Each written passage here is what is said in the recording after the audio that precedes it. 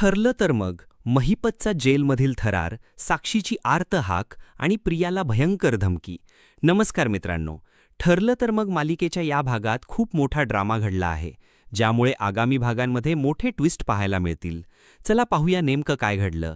महिपत त्याच्या लाडक्या मुलीला साक्षीला भेटायला जात असताना एक हवालदार त्याला थांबवतो आणि कुठे चाललात तुम्ही, परवानगी घेतली का असं विचारतो.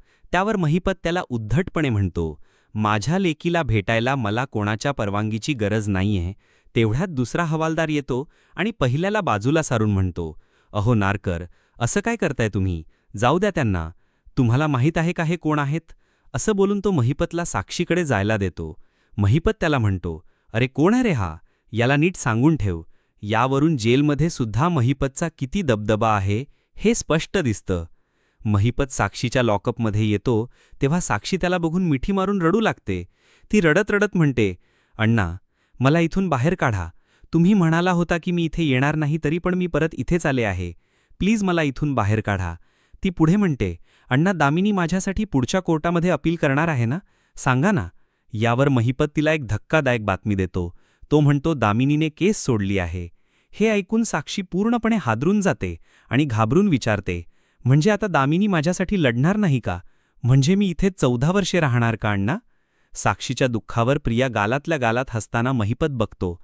महिपत प्रियाचा गळा पकडतो आणि तिला म्हणतो, काय म्हणाली होतीस कोर्टात, साक्षीनी गोळी झाडली, आता बोल ना परत. तो प्रियाला खाली ढकलून देतो आणि तिला विचारतो, हसू येते का, माझ्या लेकीच्या आयुष्याचा जोक झाला म्हणून दात इचकतेस.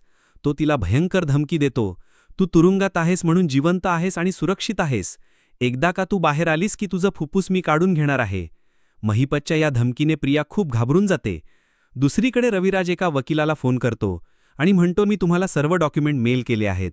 दुसऱ्या दिवशी त्याला एक NOC म्हणजे नो ऑब्जेक्शन सर्टिफिकेट मिळते, ज्यावरून रविराजने प्रियाची केस दुसऱ्या वकिलाला दिली आहे आणि त्याने ही केस सोडली आहे हे स्पष्ट होतं. आता पुढे काय होणार, महिपतच्या धमकीने प्रिया खरंच घाबरून जाईल का, आणि रविराजने केस सोडल्यामुळे प्रियाची केस कोण लढणार, हे सर्व पाहण्यासाठी पहा ठरलं तर मगचा पुढील भाग.